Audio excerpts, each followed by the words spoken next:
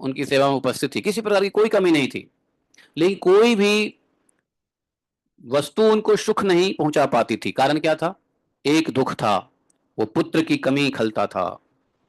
पुत्र की कमी नहीं होने से उनके सारे वैभव ऐश्वर्य में सुख नहीं मिलता था। एक दिन शाप और वरदान देने में समर्थ अंगिरा ऋषि घूमते हुए चित्रकेतु के महल में पहुंच गए। अंगिरा ऋषि जो श्राप भी दे सकते हैं और वरदान भी दे सकते हैं, दोनों दे सकते हैं, ऐसी कैपेसिटी थी अंगिरा ऋषि की। घूमते फिरते चित्रकेतु के महल में पहुंच गए।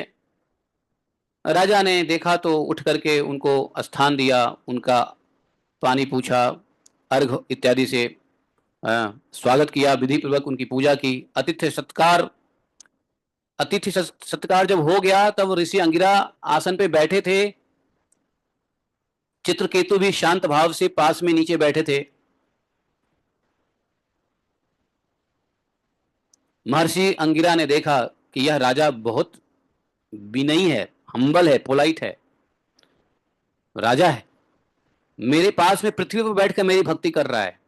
ऐसा नहीं कि राजा हूं तो भाई हम बैठ जाएंगे ऋषि के साथ ही ऊंची जगह पे, नहीं, राजा जमीन पे बैठे थे।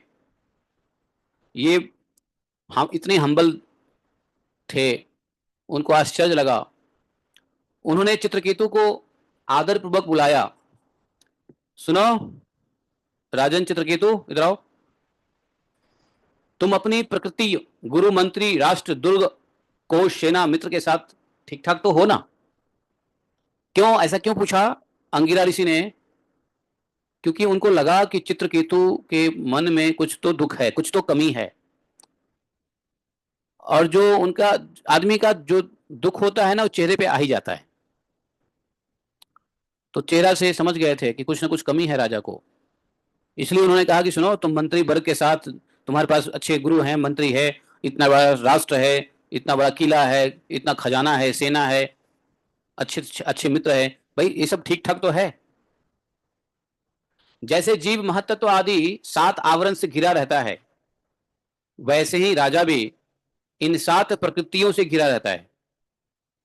जीव 7 महतत्व के आवरण से घिरा रहता है। ये 7 महतत्व कौन है? जीव महतत्व आदि 7 महतत्व के साथ अलावा 6 कौन है? हाँ, आवरण से घिरा रहता है। तो बोले